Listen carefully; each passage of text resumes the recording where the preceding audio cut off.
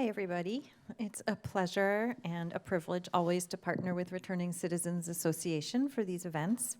I'm Rachel Kinnan. I am a jail and reentry services librarian with San Francisco Public Library.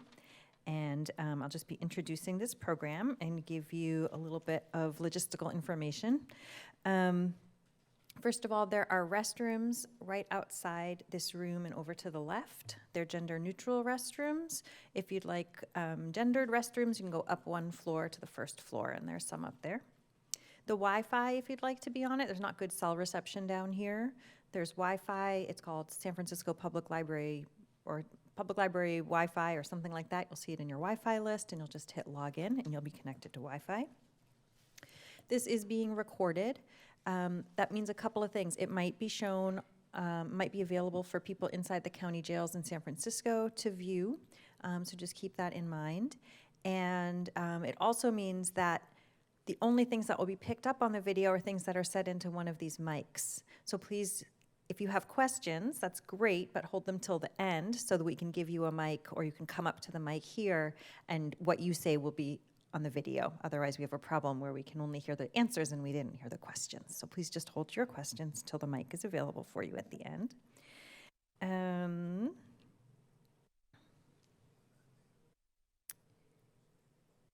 then the last thing that I'm going to do is begin the program with the library's land acknowledgement. I will read it briefly. The San Francisco Public Library acknowledges that we occupy the unceded ancestral homeland of the Ramaytush Ohlone peoples, who are the original inhabitants of the San Francisco Peninsula.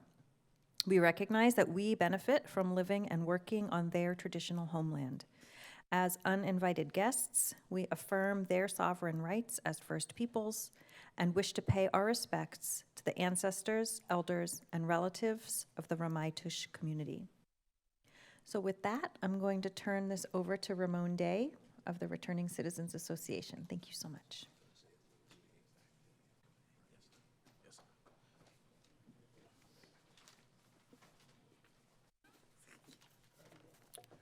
Good afternoon, everybody. I'm your host, RCA Site Coordinator Ramon Day. Thanks for coming. Thanks for spending some time with us.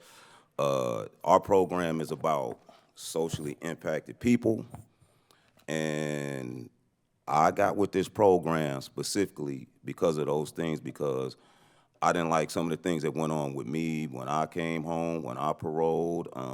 There was no resources. There really wasn't nothing. You had to fight for your own and fend for yourself. Although you got people around there telling you what to do and go to these funny programs that don't make no sense. You ain't finna get no employment behind it or nothing of that nature. I mean, I can't eat a behavior class. That don't pay my bills. And so we joined this program, me and my brother, and I want to thank these sisters for coming out because they're going to share some amazing stories with y'all to help make a difference, like to offer other avenues and resources for individuals coming home, even if it ain't nothing but to give them 15, 20 minutes of your time to just listen to what's going on in their life, like to make some type of contribution with people that come home, because it's very, very important, especially when you have a lack of support. You got to find some support somewhere from somebody. I'm trying to be super professional, so y'all excuse me if I stutter over a couple words, right? But yeah, and so we just trying to make a difference and be impactful that way. And about, yeah, so RCA is, I just did that, bro. Okay. Oh, yeah, so yeah, let me just say this, too. One of the reasons that I joined RCA, too, was for the ones I just mentioned, but as well was our CEO was a real charismatic. Yeah, charismatic dude. And he caught my eye, and then just like, he had got a lot of time. Like, he had got a life sentence. Like, he did 24 years. And, you know, I was there on a layaway plan, so I was kind of different. Like, I get a couple, boom, come back, get another couple, then come back. So I was impacted, but not like him, because my time just experienced any of that, like I've been mad and I'm still mad about it, to be honest. But Rick had like this attitude, like, and I know he wasn't happy about doing the time, but he was energetic and he was just like, I loved his attitude. Like he didn't have no anger and he was just really carefree, and then he was very open with some of the stuff that he was doing. And so he was promoting RCA maybe 2 years ago on Instagram. And I just started hitting him and messaging him because I wanted to get a podcast going, about something similar to what we doing now. And he was very inviting. He had me come over there to the place in Oakland, and then we filmed a couple sessions. And then after that, I was kind of like hooked. I was reeled in. And so from that point on, he actually gave me a couple assignments to go do a couple things and set some banners and stuff up. And one of the places we went to get the program out was a job fair. I forget where it was at, somewhere out here in the city, and that's where we met Rachel. And I really appreciate Rachel because she was serious. Like when she talked to me, she came over there and you could tell that she was serious and she was concerned about what it was, because I had a shirt on and had handcuffs on the back. And I think that's what got your attention, am I right? And so from then on, we told her about the program, and then she kind of got with me later and said she would like for us to speak because she would like to hear, stuff like that. And so that's how RCA came together with the public library, and this is where we at now. I don't want to go too much farther because I can rap a lot, so I'm going to give it to my man, Anthony, at this point, and thank you.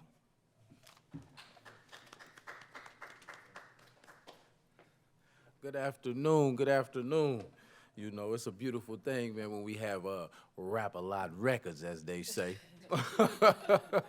Yes, but it's very, very important for, us to be able to facilitate and give a wonderful word. I'm very, very appreciative of our brother Ramon Day. I've seen his work, I've seen his due diligence, and I can say he is a man for the people.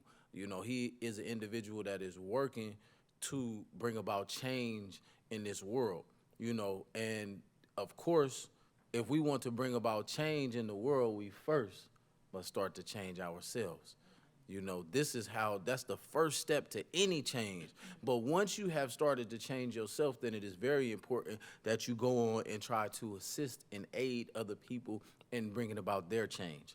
And so I can say that I've seen with my own two eyes that the brother help individuals bring about their own change because he's already started with himself. You see that he said he was kind of in and out, and that's something that I didn't know about the brother. I see him now so polished, right, so well-spoken, and it's like, wow, you are an individual like myself who, no matter how sharp I am and how I present myself, I am an individual that has been in and out of incarceration. Almost so much so as if I actually liked it, and that is crazy in itself.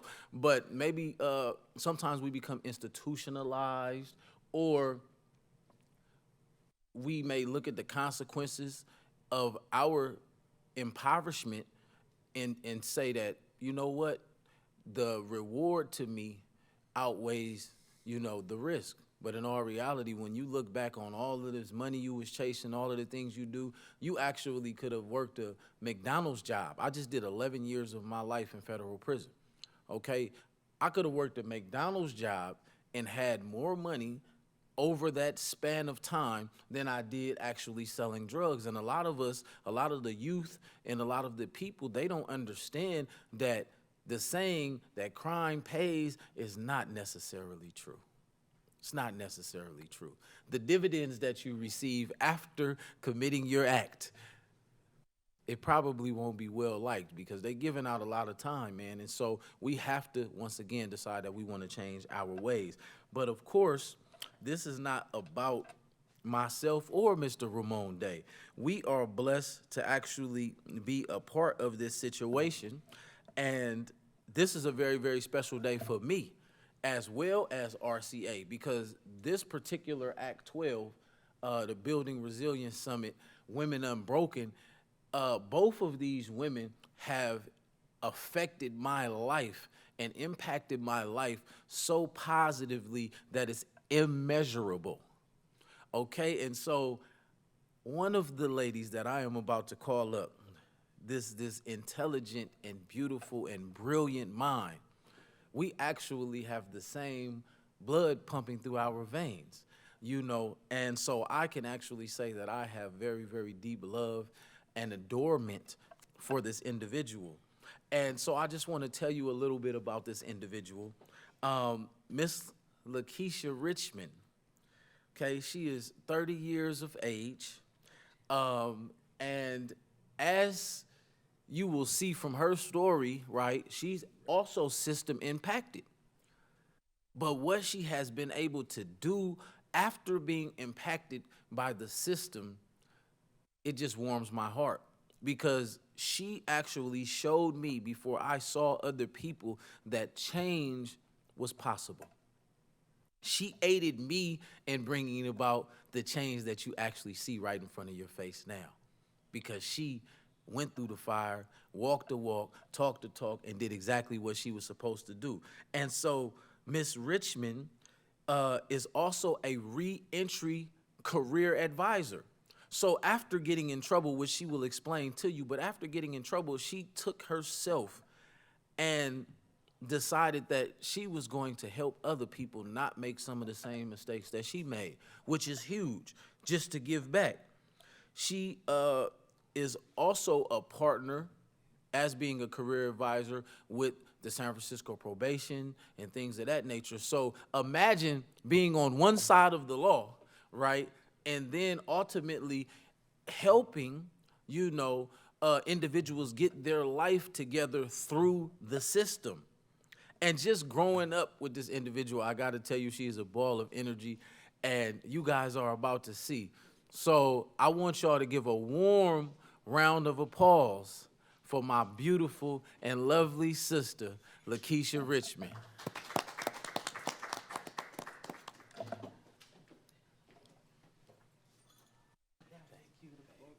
You beautiful. Thank you, baby. Talk to him. I almost did. That was my second time. Hello, everyone. Thank you for that introduction. I think that really got the blood pumping. And I'm very nervous, so excuse me if I'm like a little shaky. So as Anthony was saying, I am a reentry career advisor with San Francisco Goodwill. I do work with adult probation and other nonprofit organizations to help others find employment, specifically those who are just as impacted. So if they're on probation, parole, coming straight out of county jail, if they're coming from state or federal, I help them find employment. And our rate is very high and successful with placing those clients. So just a little bit about myself. Did not want to go down memory lane, y'all. Did not want to go down memory lane, but here we are. So just a little bit about myself. I was incarcerated back in 2018, I want to say. I had lost someone who was very dear to me. His name is Eduardo Tay. He was very special to me. I was with him for 10 years prior to him passing away. And once he passed away, it was very, very hard. I was angry. I was upset. I just didn't know where to navigate those emotions. So in the process, I did take matters in my own hands, and I wanted revenge. So in that aspect of things, and not thinking right, and being intoxicated, and being around other people who are very angry and emotional and don't know how to process their thoughts, I just took it into my own hands. I didn't understand what justice meant, especially in our community, right? Coming from a Black neighborhood, it's hard. We don't know what that means. We're just ready to just retaliate or whatever by the next person. So I was incarcerated for attempted murder, and I did a year in county for that, and did another year on ankle monitor. So I did a total of 2 years with that. I did get out. I was working for the city and county for front desk work. but I went back because probation came to the house because I had a firearm. And of course, as a felon, you're not supposed to own any firearms. And that was my case. Doing the search, they found the firearm, and I was incarcerated again for an additional 2 years. And it's funny because I had the same judge, and that judge, he was black. I never seen a black judge besides on TV. So he was like, "Miss Richmond, I am so disappointed in you." And that broke me, because it's like, I'm a good person. I just been through so much trauma, so much anger, and I didn't know where to put it. You know, especially in our community, we don't believe in therapy. Like, we're walking the walk and talking the talk all day. We don't know to go and talk to anybody, and who do we turn to? We got our friends, our family, but they're not professionals. So at that time, just hearing that judge say, "I'm disappointed, I should put you in prison." And I was looking at the possibility of 15 years in federal prison. But he said, "You know what, I'm gonna give you a second chance." And right there, it was like, please, because I was praying. I'm not a girl for prison. I'm not a girl for jail. Listen, I'm too cute for all that. But, you know, I had to be there because a part of that, being incarcerated, it taught me so much. It taught me, like, while I was dealing with my emotions and taking it out on other people who did not deserve that, it taught me to stand by myself. It taught me how to be alone and how to process my thoughts and what I was feeling during that time. And it was very, very peaceful. I needed to be locked up. I needed to be separated from those people who were louder than my thoughts. So I'm very grateful to have that moment. And I am gonna bring religion into it because I feel like God had a lot to do with it. I feel like God was like, "You know what? No, I'm gonna take away everything that you have. I'm gonna take away your freedom.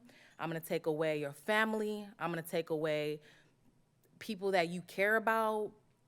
It doesn't matter. You're not going to that funeral. You're not going nowhere. You're gonna sit here. You're gonna think about what you need to think about, process all your thoughts, and you're gonna do it on my time. And when I'm ready to release you, you're gonna be released." And I give thanks to God for that. Honestly, because it definitely makes me the person that I'm here, who I am today. So with that, me catching my case, going back to jail, and getting a second chance, my second chance started when I went to Cameo House. Oh, I love Cameo House. I wish I could go back, Nina. But in a good way, right? Because it changed me. It was another stepping stone for me to be able to continue my thought process, clear, level-headed, clear-minded, to be around other women who are also trying to change their lives. It was just a great experience, and being around people who are already working and who was just as impacted.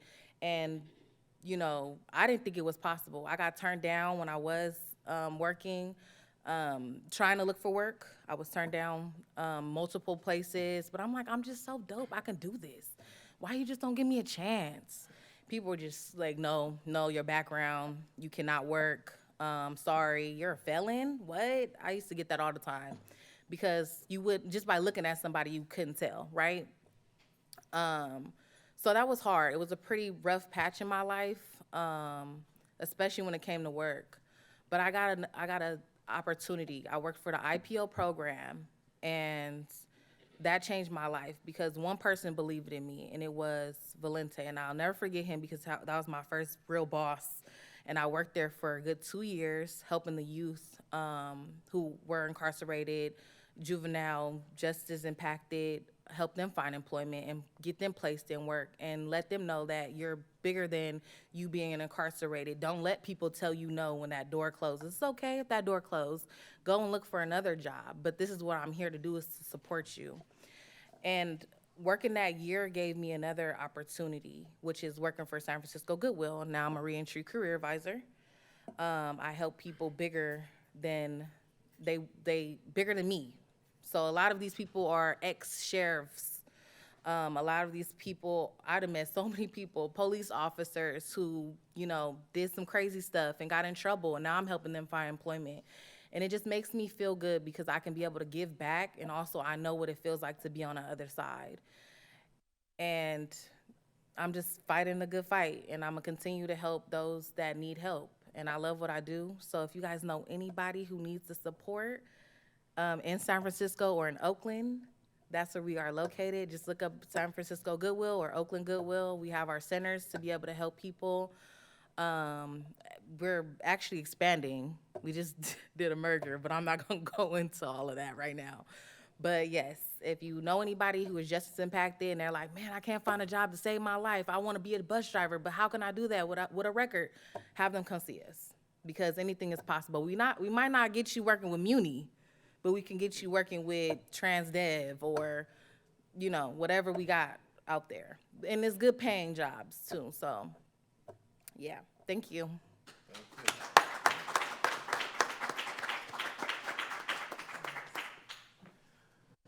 Thank you, Lakeisha. Thank you, Miss Richmond. I'm so proud of you. Being your brother and seeing your journey, from where you came. That's huge. I remember being in federal prison one time, and I was showing a homeboy of mine my sister's picture. And he was just like, oh my gosh, she looks so sweet and innocent. And I'm like, man, do you know this lady got a whole attempted murder? You talk about sweet and innocent. But she is sweet and innocent. At the same time, our society will push you to things. When you grow up in a certain manner, right, we take on thought processes and ideas. And so, as she said, in the so-called black community, we were taught that when you have a problem, violence is always the answer. And for us, that has been counterproductive because we have been infused with self-hate. So when you have been infused with self-hate, when you see anyone that looks like you, subconsciously you seek to destroy that because you hate yourself. You see? So this is deep. We have to learn how to look in the mirror, because this behaviors of self-hate, these ideologies that we have taken on, it ultimately pushes us to do harm to ourselves. I want to touch on something real quick in that particular manner, right? You have something called nom de gore, right? And a nom de gore is a war name. Now, I want y'all to think about this. We do this oftentimes in society. In order for you as a human being, we don't naturally want to hurt people, right? In order for you to hurt someone, you ultimately have to do what? Dehumanize them first. Then you have the ability to hurt them. What do I mean by that? Have you ever heard of somebody being like, I'm gonna kill that brother? I'm gonna whoop that sister? Words are very powerful. You don't hear people talking like that, right? But even when you're talking about a racial situation, it may be that N-word. See, that's a dehumanizing statement. You know what I mean? Not seeing that individual as a person, but you degrade them to the N-word, you see, and now you can do harm to them, or a man being able to harm a woman, right? He not saying, I'm harming my woman, I'm harming my wife. It's no, forget that B. So now once you call her that, right, you have dehumanized her, taken her from a realm of being a human being. Now you can cause harm to her, okay? You won't see nobody talking about, I'm killing that brother. No, it's that I'm going to kill that N. I'm going to do this, I'm going to do that. And so we have to understand that words have power.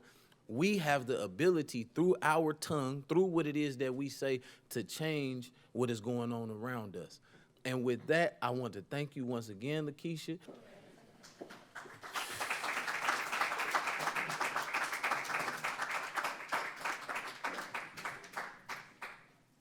See, that's what I'm talking about. We still human. We went from committing crime to getting crimes committed upon us, and I can definitely speak on the loss of a child, 'cause it happened to me like 6 years ago, and to be honest, today is an anniversary that you don't never want to share. You know, we love them wedding anniversaries, them family reunion anniversaries. Uh, Shit, graduating from high school anniversaries and going back, you know, to the dance and all that. But I am a proud father. Like, I took fatherhood serious. Me and my wife, and we did a lot to make sure that we raised kids in the same with a mother and father. And we lost our son in an accident like about 6 years ago. And like it's a lot of stuff you could get through and you know, you persevere. And it's some things that it hurt. Trust and believe me when I tell you it hurt. I did a live. I did a live right before. That's double O right there. I did a live right before I came here because I seen, like I said, today is our anniversary of the day our son died, and I love my wife to death. I want to take away every last pain she has and just give it to myself. But that ain't how it work. Like I said, being a parent and actually being in your kid's life, like it's a hell of it's a big difference than not knowing a kid and the kid passed away. And I would never, if I had one that wasn't even inside the family, he get to know me too, because we not gonna play that. But when I left today to come here to RCA to help host and definitely be a part of this amazing something, like I said, with women, because that was amazing for her to share as close as she got. So first of all, let's give her a round of applause. I'm gonna keep on talking. But like the pain I seen in my wife's eyes today, because I know what today was. You understand? And not being able to do nothing about it. You know what I mean? That's the kryptonite part right there, because I'm supposed to be her Superman. You feel me? And it don't always work like that. And so I try to take this pain and deal with it the best way I can, because I don't know what else to do. Like we both then had a little counseling and everything. And so what happens is you know, people will say, oh man, well, you know, you'll get over it. It's just grief right now, whatever. The grief never leaves. You just learn how to live with it. That's it. You just learn how to live with it. And it's always good days. And I thank God for the good days I win the bad days. But there are emotional days when, like, you could be on your game. Like, I came here slapping RBL like, we finna do this today at RCA, you know? And then 5 minutes later, like, my wife picture, it was like, you know how you could just see it clearly even though she ain't there? And I just seen the pain and, you know, because I know when she masking. You know, I know when she trying to put that face on that says, oh, I got it. But I can see the other thing, because we got like 30 in. We straight out of high school. Me and her. Yeah, we was making French fries together in an apartment. You know what I'm saying? French fries and rice eating. You dig? And we still here. And we went from apartment to home ownership. So we really been in this thing together. And we both been providing each other with all kind of comforts, but this is the comfort I can't give, and I don't know how, man. And sometimes it just make me feel useless as fuck. Useless as fuck. Like, I don't know. Like, and one of the things that we do that I look forward to when we do it is, me and my wife, we travel, you know, we travel a lot. And anytime we go somewhere, especially when it's a lot of beautiful water involved, we just came back from the DR. And so we take our son ashes everywhere we go. Like, our goal is to spread him around the world. You understand? And so that's how we be doing it. And those are pleasure moments, you know. But by far, like, even because his birthday was last month. And I told her, well, I don't want to get no more parties. And the reason I didn't want to get no parties because parties are painful for me because I want him to party with me. I don't want to be partying for him. You know what I mean? Because he's no longer here. And so she agreed to that, and she finally, and I've been wanting to say I don't want to do no parties, but I didn't want her to think like, you're hating, and why you don't want me to get no party for my baby, and But like I had to just get a turn, and she was with it, and I really, really appreciated her doing that for me. And like I said, it's a painful situation. The pain comes and it goes. I honestly, there was, and I ain't never feel like this. Like I'm high on life. Like I'm trying to go mountain climbing. Like like I said, we just came back from the DR. I just zip lined the whole jungle. You know, I'm always trying to look for some type of adrenaline rush type thing. But the death of that child, it take all your energy. You hurt in places that you didn't even know could hurt. And every single day, you just try to put your best foot forward. And sometimes you need some help. Sometimes you just don't want to get out the bed. My wife is lucky though, because she got a workaholic. You know what I'm saying? So I use the job as my therapy. You know, I go in there, crack jokes, talk crazy to them, all that. And with the job, I was actually able to probably get through it. Like I ain't through it, but I'm saying to get through it. You understand? I don't think, I honestly don't think that for me myself that I would be as sane, like, because she took time off and just stayed in the house, and and that's cool. Like I'm the care bear. I come in with the hugs, the kisses, and just let me rub your feet, and that's it. But I think I would have been an absolute mess if I stayed in the house that long to just to think about it, because like I say, riding over here and just thinking about it, it was like I say, RBL had shit going, and then D came through, and then it was like, okay, So I definitely understand your pain as a parent losing a child, and I'm really, really, really sorry that it happened to you, for sure. And we at RCA really appreciate you just getting up here to say what you said. That was everything, because I know it took a lot. My wife don't speak. You know what I'm saying? Everything she keep in. I'm a little better, as you can see, at expressing. I don't mind sharing sometimes, but then sometimes that be the healing process too, by sharing. Because like I said, with RCA and me being able to, they see me sometimes they don't, and I tell them, man, I wasn't feeling it.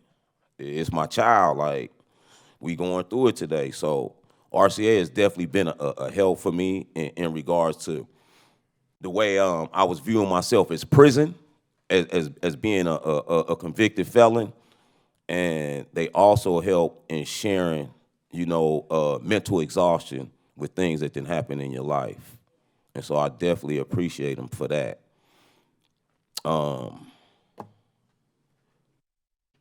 Yeah, that's amazing for you to do just what you did, especially because I know how long ago it happened, and it wasn't too long ago. Like, and the other thing is too, like when you lose a kid, like after a while, like I ain't gonna lie, excuse my language, there's a couple people I want to slap the shit out of. Oh man, you still grieving over that? Like what? Man, ain't no limitation on the grieving of a child. You all just gotta agree. Like I say, you gotta find a way to work through it, but ain't no limitation, so don't give yourself one. Because you only gonna make your pain worse by, oh, no, nah. Just fight as much as you can, but ain't no limitation. And I'm gonna put Ant back up here and let Ant do his thing. But I just want to chime in because I definitely feel your pain, and I actually was gonna go there, but I wasn't. But thank you for letting me. because I want to get it off too.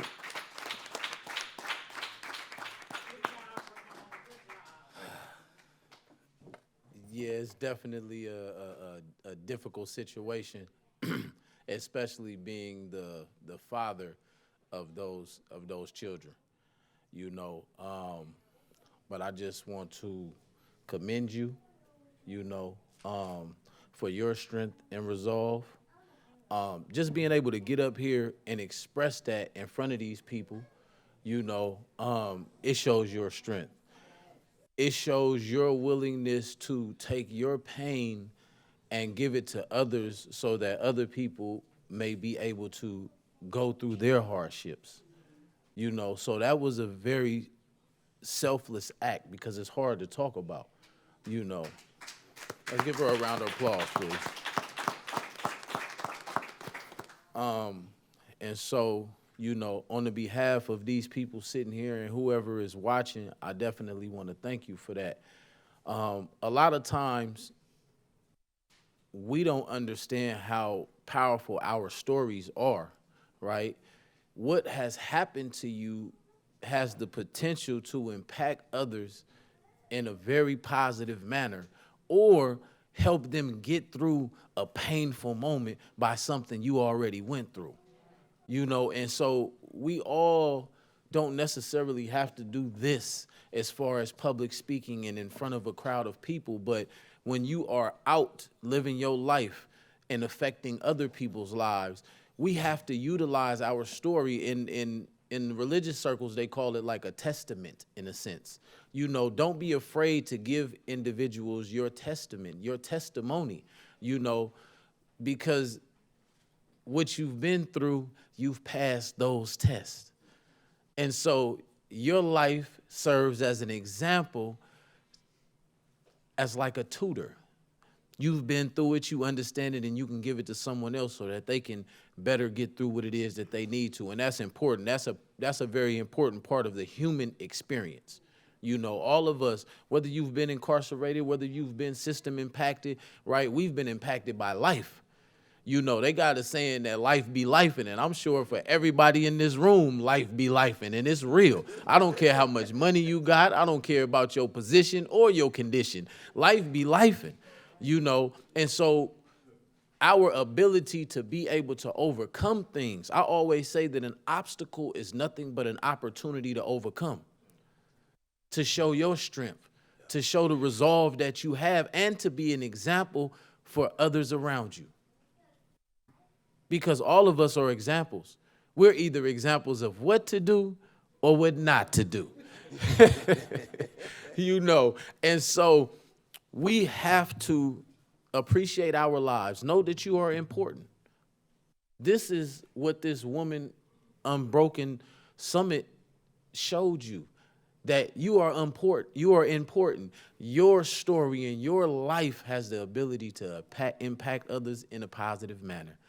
And so I want to give us some time to ask a few questions, you know, and just remember, though, before we leave this place, right, use these examples of these hardships to remember to love your people.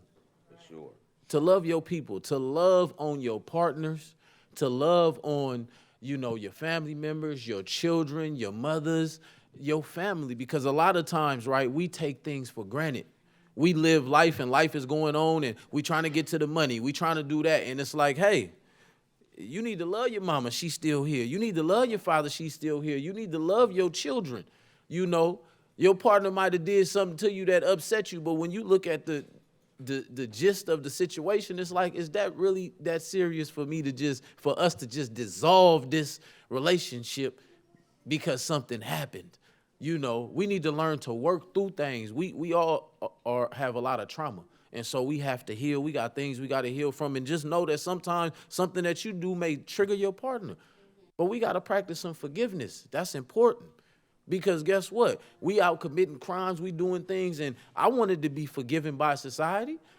I wanted to be really, and to be honest, I really didn't too much care about society.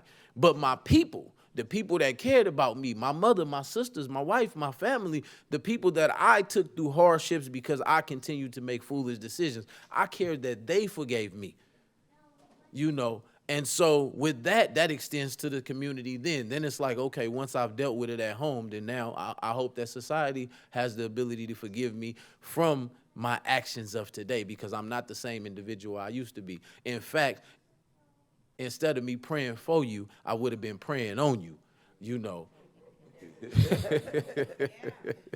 And with that being the case, we go put the savagery down, right? Because don't let this suit jacket fool you, you know. Don't let this suit jacket fool you. It's funny, as my brother said now, I told you that my homeboy in prison said that my sister was this angel and this innocent individual, and she is, in my eyes, for sure. You better know it. And at the same time, it's like, listen, man, you get to playing too much, you bust your head now, you know.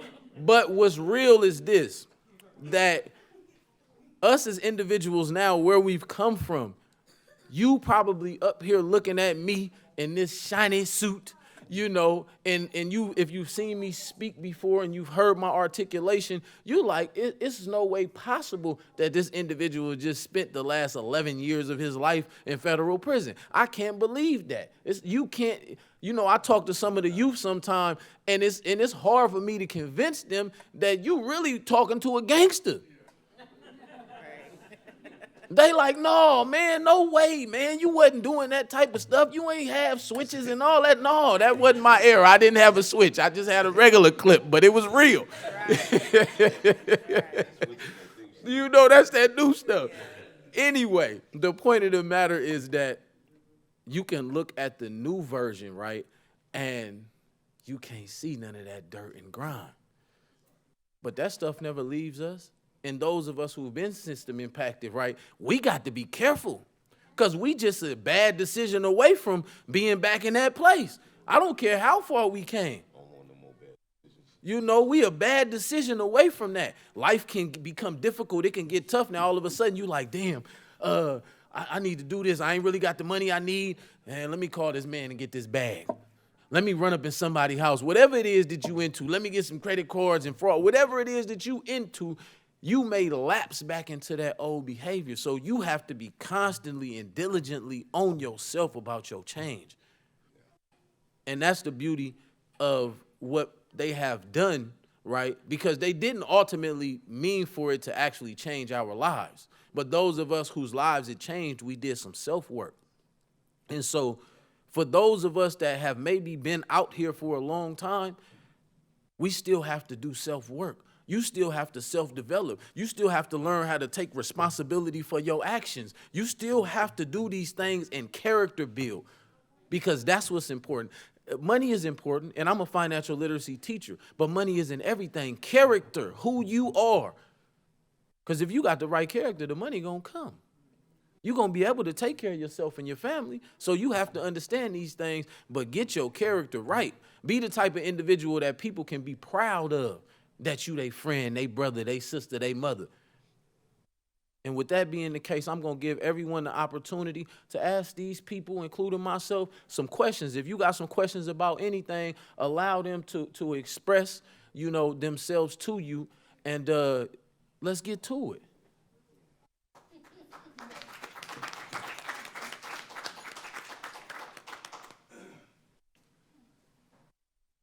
Is this on? Yeah, I'm going to pass this around as people raise their hands. Should I stand or sit? Oh, okay. Well, I want to ask what you all think about taking advantage of the fact that we have a convicted felon as our president, and what he can do to expunge the records of everyone who has committed a crime, since he himself is a criminal, but he hasn't gotten sentenced yet. So why can't he just forgive all of us, the little people?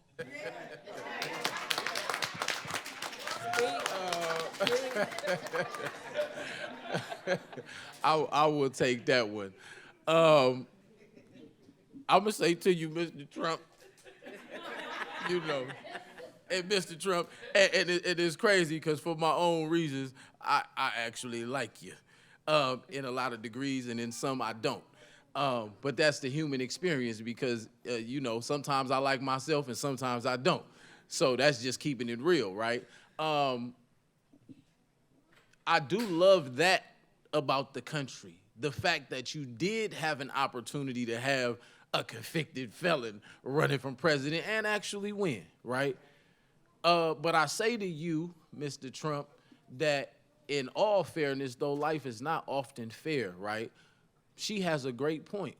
In you establishing, your leadership over this country, you have a grand opportunity to really, really bring about some change.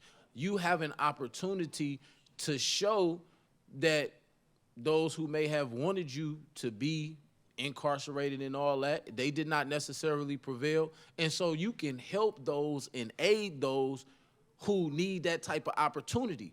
So we need more things like ban the box. We need things where if you've been off probation for a cool amount of time and things of that nature that, hey, let these people expunge their record. Get rid of this stuff. Allow these people to re-enter back into society, because you've shown us through your actions that, hey, you could be a criminal and a felon and, win the presidency of the United States of America. So bless the other individuals, with those acts and those actions, that can also change our lives down here at what they call the bottom. The bottom ain't the bottom, though. The bottom is the top if we understand who we are. I do want to say one last thing, though, right? This is important for each and every one of you. Let us not continue to look, even though we feel we've put these people in position, let us not continue to look to people outside of yourself to fix your problems, okay? Problem solving starts with the self. And as soon as we understand that, we will understand the power that we have. The power that you have is over the self and getting with like-minded individuals to actually bring about change. Because they're going to do whatever they want to do up there. They promise us so much and don't do nothing. I don't care who in there. So guess what? We have to finally take something upon ourselves and say, you know what? I'm going to stop looking to you outside of myself. Politicians, I don't care whether you're low or you at the top.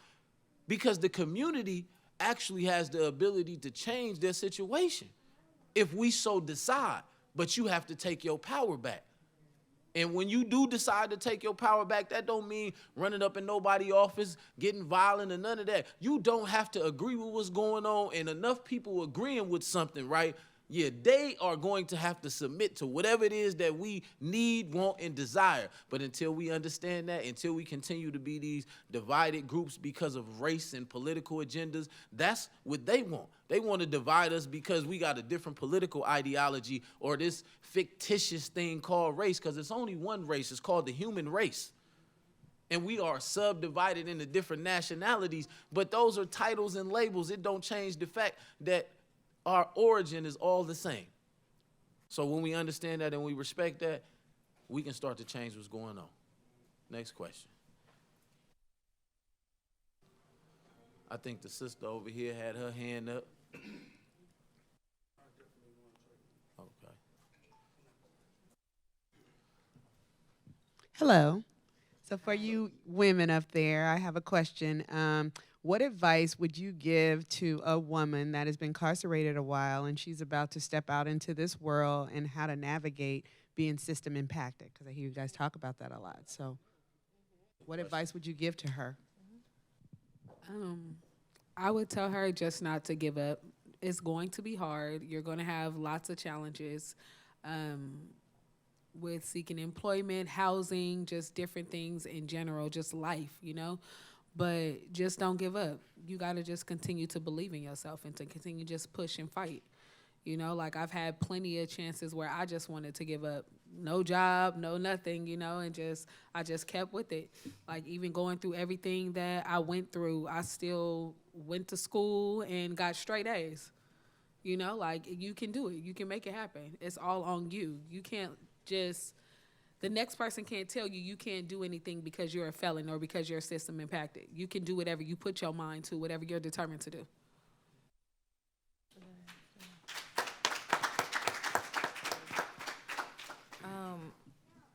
What I would say is that comes to mind for me is resources. So a person getting out of their situation, I would just say get connected with resources, because if it's housing, they can lead them to like employment or clothes or childcare or some type of resource. So as long as they get connected in the community, wherever they are, to something, that will lead them to other paths to be able to help them get connected. Yeah, no problem.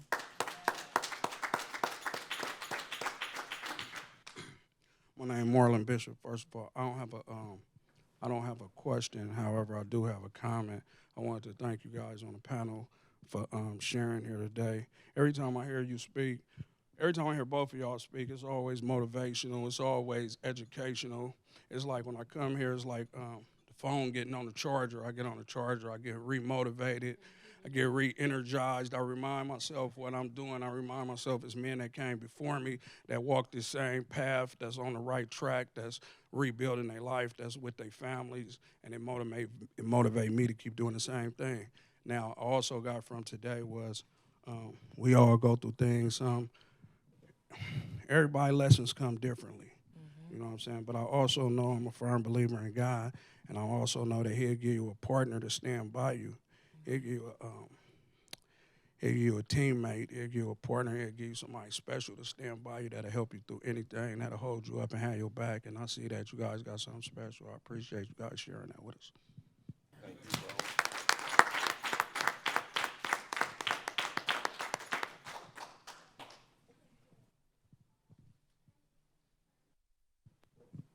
Hello, I'm Kimiko. First of all, I want to say condolences to you guys.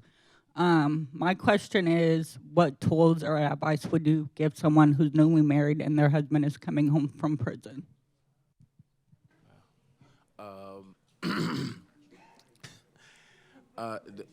The first thing that I would say is definitely, as the brother just said, patience, right? We have to, that it's a mentality that you have, right, when you are incarcerated. And a lot of us, we act like it's not there, but we become institutionalized. And we start to take on these behaviors and these thought processes that stem from prison, and all of it is not necessarily bad, but we bring a lot of garbage, a lot of what they call stinking thinking home, right? And so you have to be, obviously you married this individual, so you love this individual, and you have to know that y'all are going to go through some things, because he's going to go through a lot of changes, and he's going to need time. Change is not instant. See, a lot of times with relationships, we get into these things, and because the way society is, we have this instant mentality. We want instant food, instant oatmeal, instant this and that is not going to help a long-term relationship. You know, that microwave thinking, we have to get rid of it. You got to know that he going to go through some things, and sometimes he ain't going to do what you want him to do, and he's going to mess up, and he's going to fall, and you have been supportive for all of this time, and he's still going to mess up. And so we have to decide from the gate, right, that I'm in this thing. Now, I'm not telling nobody to stay in an abusive relationship where somebody is just beating you and mistreating you or none of that, right? But what I am saying is we do have to have enough resolve to be patient, because we want that same patience and grace. Because you're going to do some things.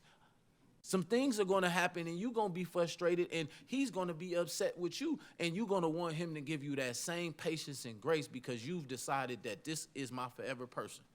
So patience, you got to have that. You have to give him enough time to develop into what you know he can be, and he has to come to those conclusions on his own, because a man ultimately doesn't want to feel like he's being forced into anything.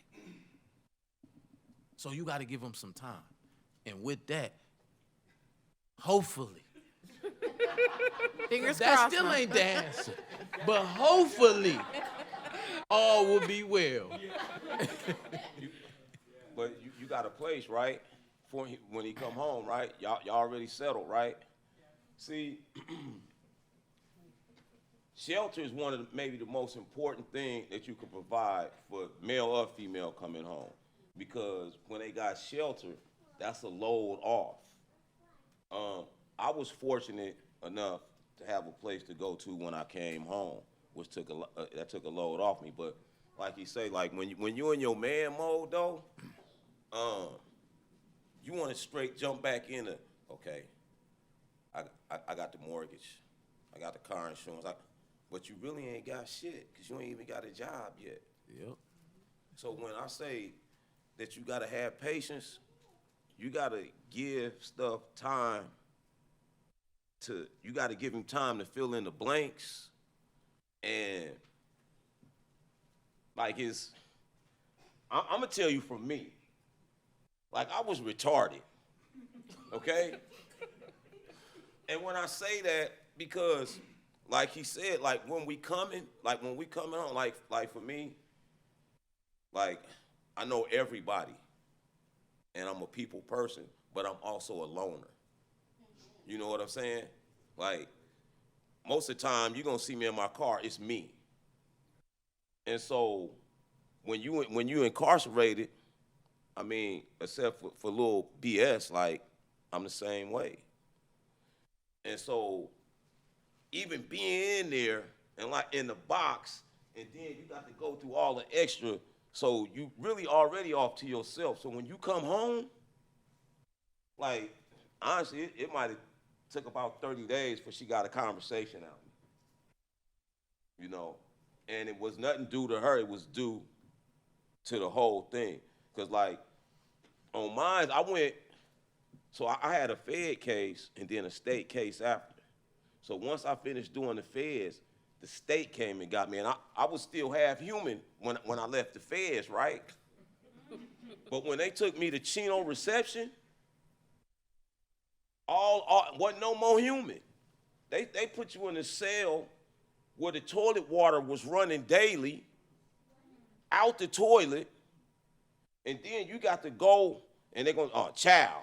And now you got to get up and step in sewer water to get the child.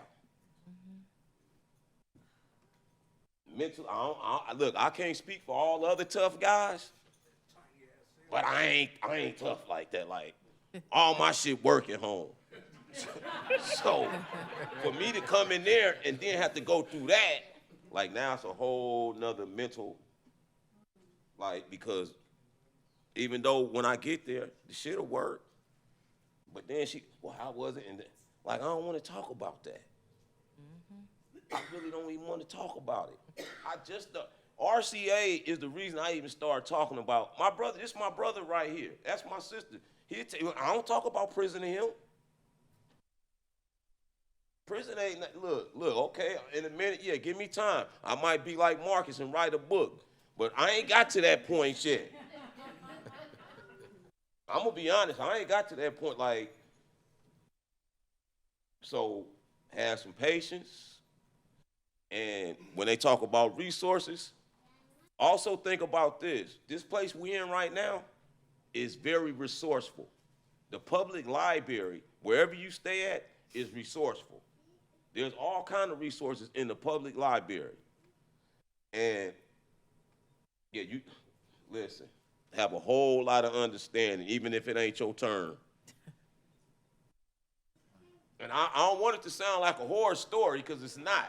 Like, because once we come out the fog, we straight. You know what I'm saying? Like, yeah, I'm back cuddling and all that now. You know, we back having conversations that mean something. When she was talking to me, man, I'm talking about we gonna trip. She turn, what's wrong with you, ignorant ass? You just don't talk to no. What's wrong?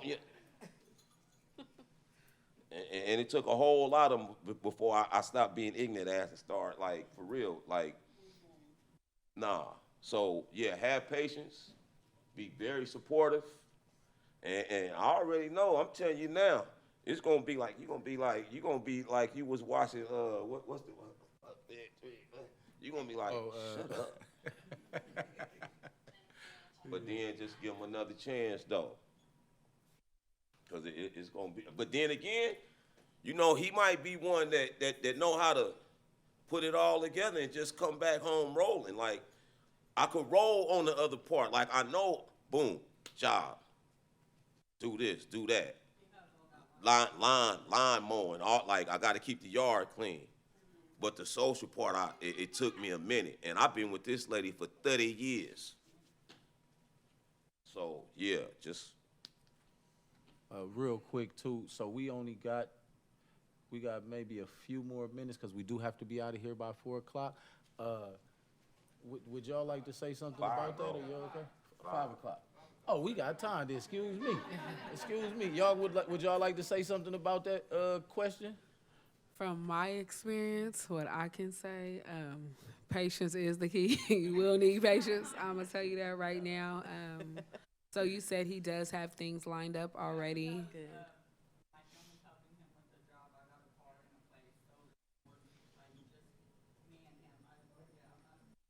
Even with having all that, he's still gonna go through some things that are gonna be stressful. He's gonna go through a lot. He's not gonna probably tell you because that's what I went through. Like he came out, he had a lot of things lined up, went to drive and lived and had everything planned out, mapped out of what he wanted to do, but as a man, he's a natural provider. That's his thing. So he's just was so worried, like, okay, so how I'm gonna take care of home, how I'm gonna do this, I gotta do this, I gotta do that. And it may seem like they have it all together and it seems all, everything is good and you in this honeymoon stage and everything, but you got to know internally they go through things as well, just like we do. We're just more vocal as women to say like this, I need this, this, and that. You're not doing this, this, and that, but they go through that as well. So you have to think about that as well and just consider how he may feel because it may look like everything is together and yes, your family is going to help and that's good that you guys do have a support system because that's the main key, having a support system. So just be by his side to support him. It's going to be times where he got an attitude and he getting on your nerves. I'm going to tell you now. Just be there to support him, and don't catch that attitude back because I had to catch myself too because he'd get an attitude. I'm like, well, what the hell? Well, I'm going to have an attitude too. But that doesn't help the situation, because like I said, he's going through some things and it's a struggle getting back into society. It's hard. So just be there to support him. And like they say, patience is the key. Just have patience with him.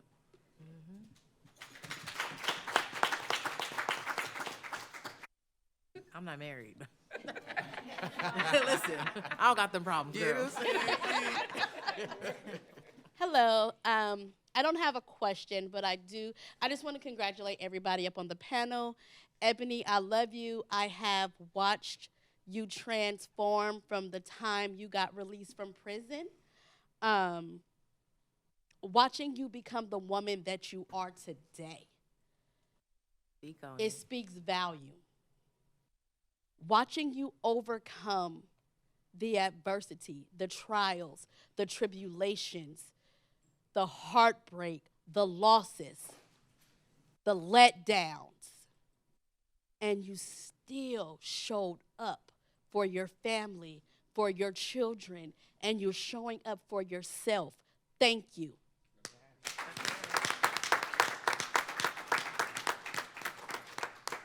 Please forgive me, but I forgot your name.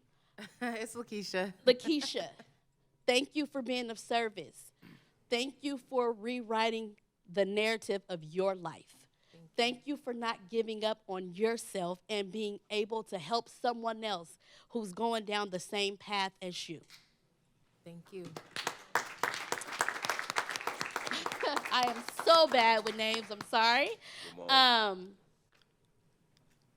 think this is like the second event that I've been at that I've heard you speak. And every time I hear you speak, you being transparent is key, right? Thank God that you are allowing other men to see you become vulnerable because to me that shows a sign of strength and not weakness. Thank God for RCA that you have a safe platform that you are able to open up. So now you can start to heal properly. Yes. For sure. Oh, I like Keep your head up.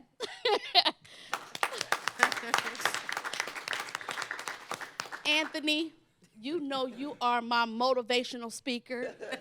Uh, I look forward to hearing you drop nuggets. Everybody may not receive those nuggets. I look forward to seeing you water yourself so that you can water Ebony, so that I can watch both of you guys blossom and grow together. Yes. Okay? Thank you for being a part of our family and keep doing what you're doing. And I don't know if I can address this young lady over here. Okay. All right. So I hear everyone giving you advice on patience for when your husband come home. Don't lose yourself in the process for trying to make sure he's good. You stay watering yourself so that you are able to be patient for him, because you're going to go through things that he may not even understand, okay? You're going to go through things that you may not even understand. I don't know who your higher power is, but whatever it is, mine is God. Put God above your relationship, and everything else will follow. That's right. That's all I have to say. Thank you. That was great.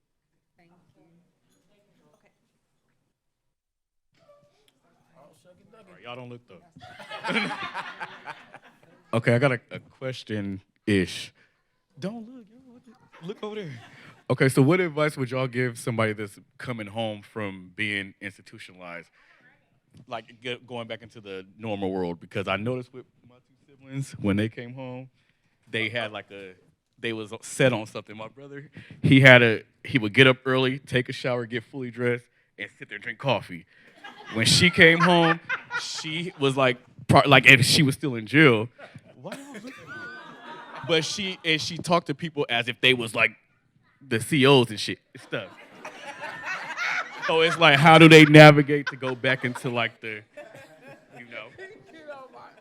We not finna play with you in here, okay? Yeah, you is. Not today. Because I see it took time for, they still a work in progress, obviously. But, what would y'all tell somebody? Like, how would y'all, when they first coming home? Like, since y'all both came home and made stuff happen? Man, I tell you one thing my wife constantly said to me is I ain't on the yard no more.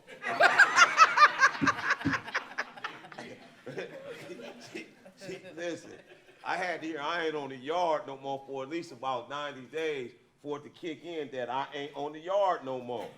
You know what I'm saying? And so, just on that mantra alone, I was able to get through, because especially early in the morning, she want to know why I'm up at 4. I'm just walking around in the kitchen, Don't go back to sleep. I'm talking about I need to go work out, yeah, man. I don't even know what to tell you except that right there. You just gotta say you ain't on the yard no more.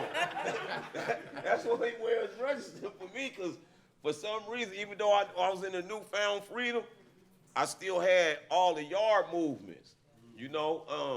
I didn't drink coffee though, like none of that, but I was heavy on the waking up early. I was heavy on the exercise and the reading. But once, and it lasted about as long as it took to get a job too, though. Once I got the job, then the yard really did start releasing me. Yeah. Yeah, it started releasing me, Yeah, it started releasing me. And so, yeah, man, that would be my, just tell them they ain't on the yard, bro. Tell them they've been released. One of y'all got something to say? Go ahead. I have a story actually about my brother. And you might remember this. Do your thing. So I remember one time he had came home and he just got out the shower or whatever. He went downstairs talking to my mom. We was actually at your place at the time, Mom. And I think we was staying at Highland or whatever. So he comes out of the bathroom and I go right in, after him. I see a bar of soap that says his last name on it. and a face rag. And I'm thinking to myself, like, damn, my brother's hella institutionalized. Like, what the hell is this, right? Because I never seen a bar of soap with your name on it. Like, who does that? Like, you know, I get that you're not supposed to share your soap in there. Like, that's tough. But just seeing that, you know, just him being, like, incarcerated for a long period of time, like, you know, yours is yours type of thing. But I mean, I'm just so proud of the person he is today and just having patience for sure. I think he just got it. Y'all. And this is like an amazing, he just got it. To deal with me. I'm trying to tell you. And I'm just so proud of him. So, good job, brother, for sure. Would you like to touch on that subject before we go to another question? No, I'm fine. Okay, real quick before we get her, right? As far as the soap, right? Don't explain about the soap. First and foremost, to tell you, don't drop the soap. No, you know, people in prison are some of the most industrious and creative individuals, right? I have seen people take these chip bags that we will throw in the trash and turn them into picture frames that are beautiful, right? I've seen people take soda cans that you throw away, right, and turn them into a oven, a grill, where you can cook something on. So we have to know that given that time, sometimes it's beneficial to you because you are allowed to get into your creative mode because you don't really have the resources.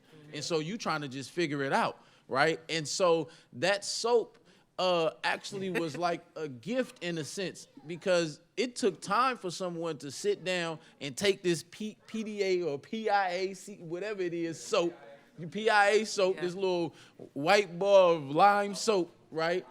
Lye soap, and carve a name in it, you know, and so that's what happened with that particular situation. But as far as to answer his question, when we talk about individuals coming home, right, it's a difficult thing. Yes. You know, that person got to be patient with themselves, but more importantly, right, you have to be preparing ahead of time because they say proper preparation prevents piss poor performance. Right? So you have to prepare yourself for the real world. And a lot of people don't get prepared for the real world. A lot of people, they just sitting in there eating their little soup, zooms and whams, working out, and just everything is just good. And so you get out here to the real world, you have no skills. The reason I can come here and teach you financial literacy because I just studied it for all of these years. The reason I can talk to you about history is because I've studied it for all these years. The reason I can articulate myself because I've been practicing for the last 11 years. So you're not seeing somebody that has the ability to speak to you in the manner in which I did. I ain't just start doing this. I've been doing this. This is why I look so as if I know what I'm doing because I do. I've been practicing, you know, and they say practice makes perfect. So the answer is definitely you have to put the work in to give yourself a plan. And then after you do all that, you still ain't gonna have it together because I'm a work in progress and I got a lot of stuff with me even now. Yep. So just know that's how that go. Thank you. Oh, I'm gonna tell you one thing too. Everything is personal. They gonna write their name on their drawers and shit when they come home. So I'm just letting you know. Don't think something wrong with him. He gonna write his name on his drawers. But just give him a chance though. So my name is Lisa Johnson, and I am a best-selling fiction author and a book creation strategist. And I just wanted to say that stories are our roots. They are our wings, and I applaud each and every one of you for being courageous, stepping into your truth, and telling your stories because your stories really do matter. So I just wanted to make sure that I said that. Thank you. I'm inspired by each and every one of you. Thank you. Thank you. Hi, my name is Nina Clark. I'm a community liaison for RCA. I'm so glad I showed up today on time. Yeah, thank you. Nina. And I just want to say first to Ramon and Anthony, you guys are a dynamic duo. Y'all are phenomenal. The way Ramon, you took over when Ebony walked out the room, Yes. I applaud you for that. Thank you. Yeah. You guys were humorous. You made us laugh. You were on point and very authentic. And so for Lakeisha, I want to say, I am so proud of you. I'm emotional, so It's okay. don't mind my tears. Take your but time. I am so proud of you. She came through Cameo House. I work at a transitional housing also for women and kids. And she came through there, minded her business, did what she had to do, and got up out of there, got housing, and did her thing. So I'm so proud of you. And this is my first time hearing your story, and it was phenomenal. And I am really, really, really proud of you. And I can't wait till you come and work for us. I'm on my way. And Ebony, man, you phenomenal. You are like a motivation to me because I don't know if I could have made it through all that you made it through. And I'm hurt by hearing your story, so I could have only imagine how you feel. And I'm so sorry to you and Anthony. My condolences. But girl, you are my motivation for real, and I appreciate your story. Thank you.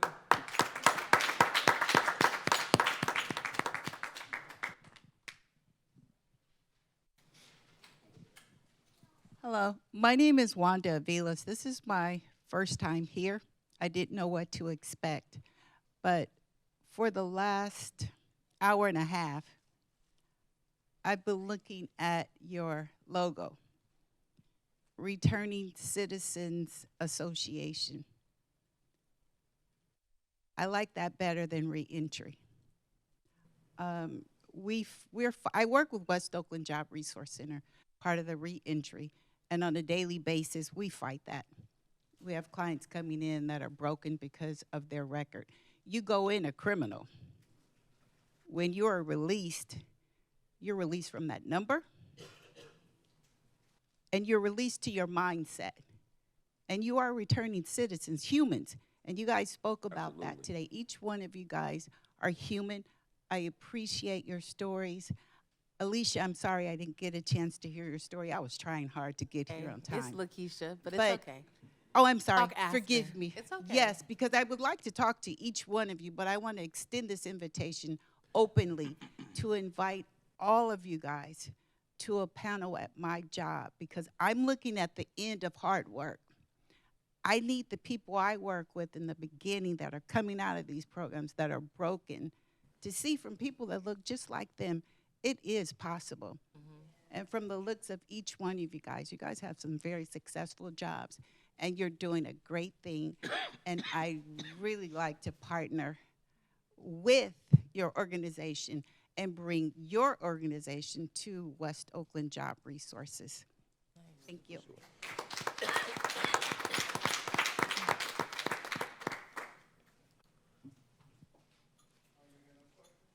Any last questions?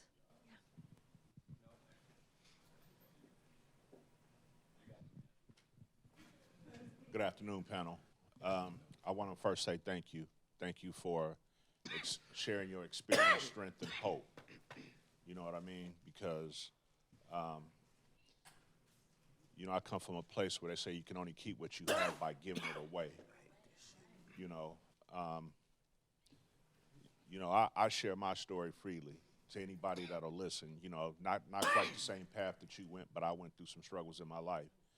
And to sit here and to listen to your stories and your pain and, walking through the pain of losing my nephew, and knowing that process, is really big for somebody to get up there and share like you did, sister. And it sounds like it's a pretty recent occurrence. And, I just say, just keep talking about it. You know what I'm saying? Just keep talking about it as much as you can. Man, re-entry, man, and I got to speak to my brother here, y'all, so it's finna get personal. man, I'm so proud of you. Like, Yes. Thank you, bro.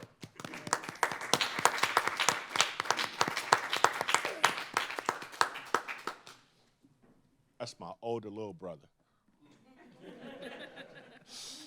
um, to watch, to remember when you came home and not being able to get a job, and seeing people come back at you with the bag, with the package, and you chose this over that. You know, I'm proud of you. You know, it's funny now because we get to do it. You know, because when you left, I was on that other page, and when you got home, I was ready for you. Absolutely. And I'm glad that when you got here, you was ready for me. So I just want to say thank you all for sharing your experience, strength, and hope, and stay on the path, y'all. Thank you. Thank you. You know, that's the other thing too, right? When you with your other job occupation and you take on a part-time / criminal hustler, pimp, whatever it is, right? And then you do a couple of jokes and shit, and then come home and you tell, I'm cool, I ain't doing it. And they already know you lying. They already know you lying, especially if you was getting some bread. Like, it's really hard to break that spell. You know what I mean? Man, when you could walk around with a 5G knot in your pocket, you kind of heavy. You know what I'm saying? Yeah, no, I ain't got the 1 tons and all that, but you kind of heavy. And so, when you come home and then you got to meet well, you got a felon, so you need to go over there and push the broom, or you're going to shovel some dirt. And then they want you to do it for minimum wage, and you know you got not action. Man, Hector, what you doing? Yeah, all right, yeah. Man, it's easy. But what happened with me is I finally woke up enough to see the family side, because believe it or not, we be selfish. Whether we want to admit it or not, because we checking that bread, that's what we see. And the bread will blind you when it comes to the family issues, because you yeah, babe, I need you to spend some here, go on shopping. Nah, it's the time that you got to put in. And so, for me, the most satisfying thing that actually been for me is I've had the restraint to not go back, you know, to not like, and I know I'd be surprised because they be telling me all the time, boy, okay, you ain't doing that, no, no. Look, I'm doing something. I'm running in Home Depot and running out of Home Depot and then running up there to the VA. That's what I'm doing, because people depend on you, you know, especially if you a pillar in your family, like people gravitate towards you, people depend on you, and then you don't even know about the gravitation because you taking what you do for granted. You know, I had a nice little team, you know, some youngsters, and the biggest thing or the biggest compliment that I got, you know, from all that, it wasn't about, oh, your whip was this and you did that and this, that, and the other, and you had the nice pinky ring.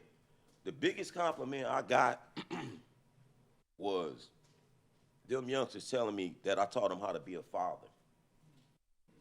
Because you don't know the impact that you have on people.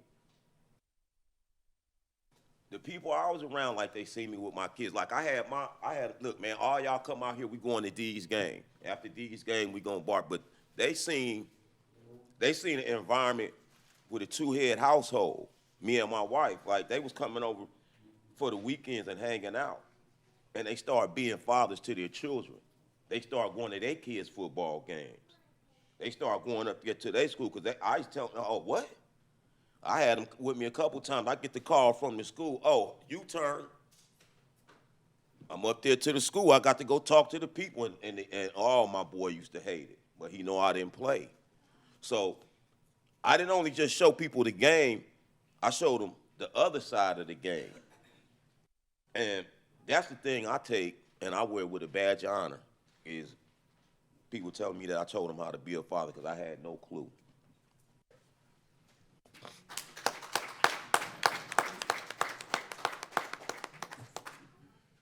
Are there any other questions? I'm going to hand it over to Marcus with a question. If not, okay. Hey, how y'all doing? My name is Marcus Sanders. I'm also an RCA member. I'm a project director out there in Oroville, California. I'm from Pittsburgh, California. But I want to come and support my folks, you know. Just like you say, when you don't never know when you run into some people.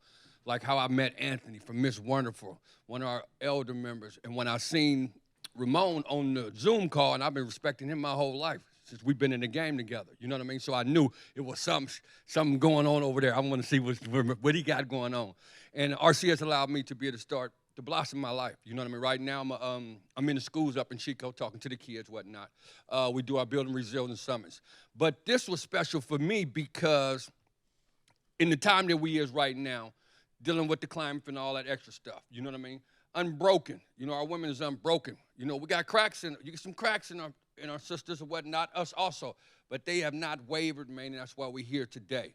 Whenever you guys are talking, you telling a lot of people's story that don't want to be able to tell nobody, don't want to say nothing. So it's it's millions and millions and millions of sisters like, oh yeah, I feel that to the max, you know what I mean? And I just want to commend y'all for coming up here, being a part of us, and allowing RCA to be able to just to see the growth. When Anthony, we on our Zoom calls, or Ramon on our Zoom calls, we get that place to be able to breathe, to have that conversation with the same cat that been through the same struggle that we didn't have. You know what I mean? And that's one thing about RCA. It allows us to be able to have that conversation with no judgment. You know, we got sisters on there. We got brothers that have been impacted. I did almost 20 years. I've been home 18 years. I'm a carpenter by trade. I got 7 acres up in the mountains. You know what I mean? And your story, the question the young lady asked, my wife just sitting there like this. Yeah, they gonna try you to the max. You know what I mean? I've been married 28 years. You know what I mean? And matter of fact, my anniversary coming up this month, 28 years. And I tested every ounce of my wife. I tested her to the max. I walked out that box from doing 10 years. I didn't prepare myself. You got to remember, most cats that prepare themselves is the ones who doing lifers because they got to prepare themselves to go talk to them people. Most cats is just doing time. They like this. Oh, yeah, I can't wait. It's going to be cracking soon. They let me out.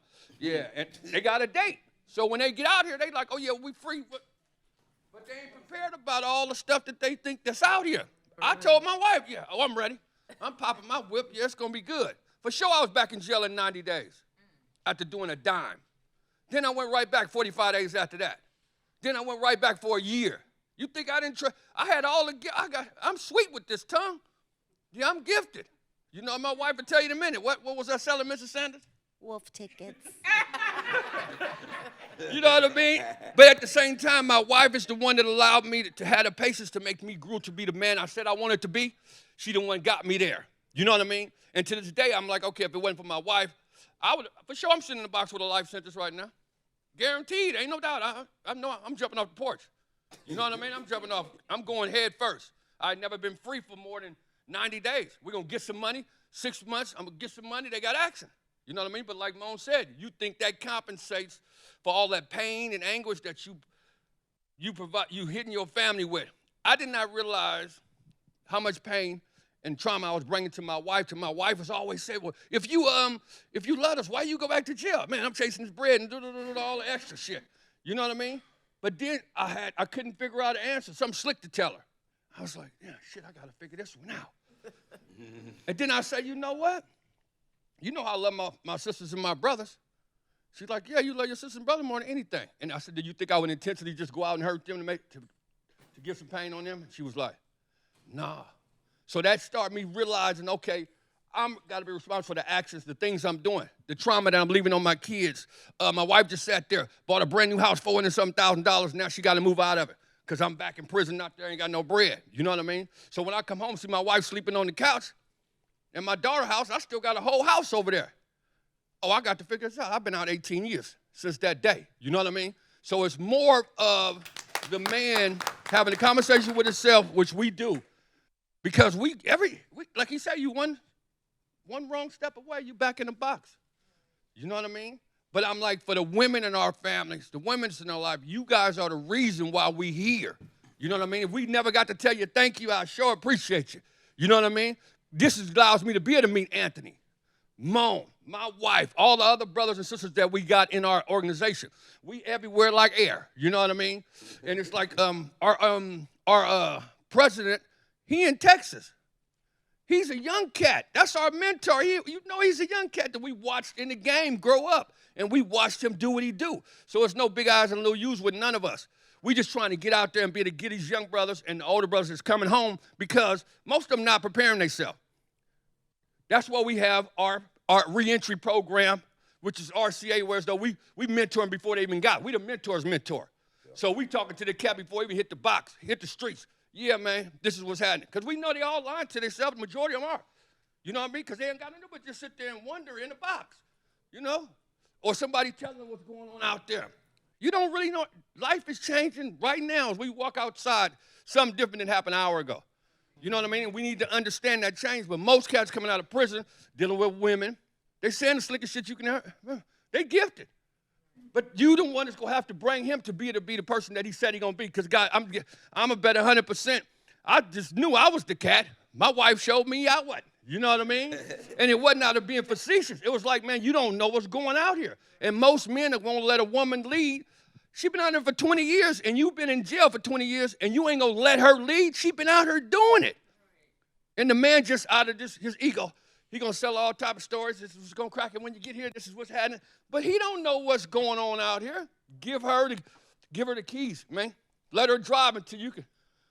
Okay, I can figure this out. Baby, we're going that way? No, she ain't going to tell you nothing wrong. His ass going to tell you something wrong. Guaranteed. Unintentionally. Because he think he know what he doing, but he don't. You know what I mean? It's not, some people have so much pride and misunderstanding about what life really is. It's about us trying to make it together. It's like Anthony always say. He say, what did he say? He say so much stuff. Hey, but it be game, though. I'm an old cat. I'm 56 years old. You know what I mean? These young cats, we listen. That's the thing about us being older. We like this. Oh, okay. Say that again, young man. All right, player, I got you. You know what I mean? But it's like we can't get nobody else to save us, like you say. You got to save yourself, and that comes with education and being around the right people. Being around the right people, the right mindset. The sister already said that she's dealing with the reentry program. We need to bring whatever they got going on. They need to be sending them applications to us, understand me, so we can vet these people before you get here, because other than that, they ain't nobody screwing off the resources for the cats who's really trying to handle their business. You know what I mean? And it's like we have to vet people, because you know that when you're dealing with the people that you're dealing with, everybody running game. It's like, man, use this resource, because you don't know what's going to happen, man. There's somebody in that line behind you who really needed it, and you just screwed it off. We have to be the gatekeepers, because this is what it is. It's limited about it. They got all of us out there fighting for this money. And it's like, man, use it for what you say you're going to use it for. That's all we asking. And we, like RCA, we standing on business. Period. And we want our family to know that we sorry for all the things we done. You know what I mean? And every day, like Anthony said, man, we just trying to keep it moving. I got laid off yesterday, too. I was at the job like, yeah, I seen the moves being pulled. I'm like, oh, man. Hey, Mr. Sanders. Hey, man, thank you, man. Sure appreciate it, man. You got that check, though? You know what I mean? It go about my business. And my wife, she been mad for 3 days, because she been off because of high wind warnings and all that type of stuff. And, she like, oh, I'm like, hey, man, we going to be all right. That's right. You know what I mean? It's always a move to bust, but I ain't busting that move. You know what I mean?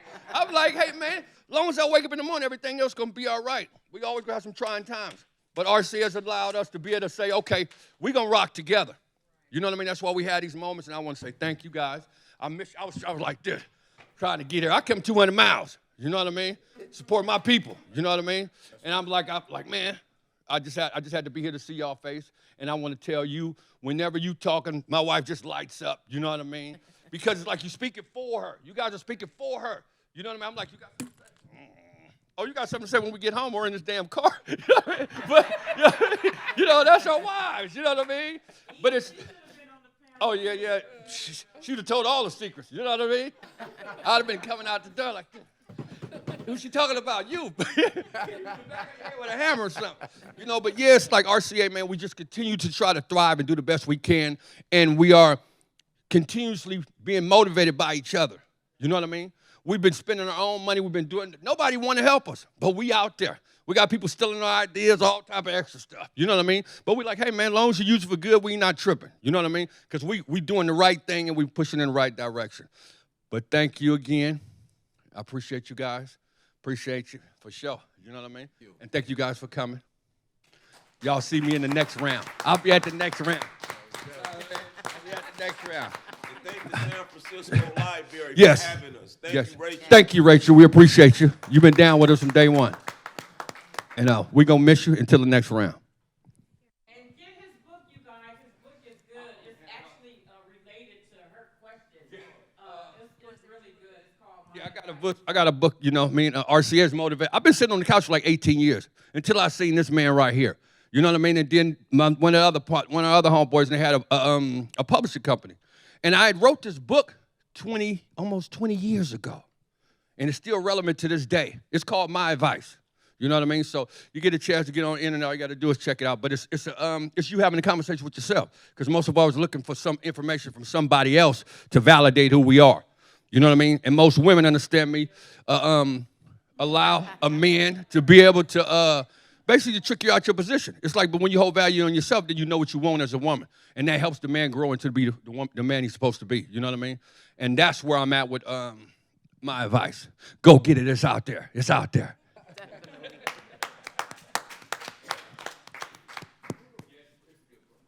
Okay, so with that, and listen, we appreciate your interjection, brother. You know, your wisdom is always appreciated and well needed. You know, we thank you all for coming out and showing y'all support and showing up the way that y'all did. This was a beautiful thing, not only for you, but for us to be able to share, you know, our stories and help us along on our healing journeys, you know, because we all trying to heal from something. We all trying to build towards something.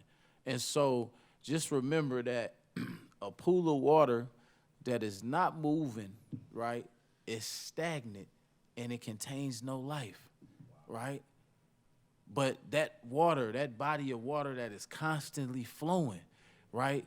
Think about all of the sustenance that it has within it, all of the life that it contains within it. So that shows us, that nature shows us and provides that we need to be doing and moving. We have to continue to try to grow in life. I don't care where your station and position is.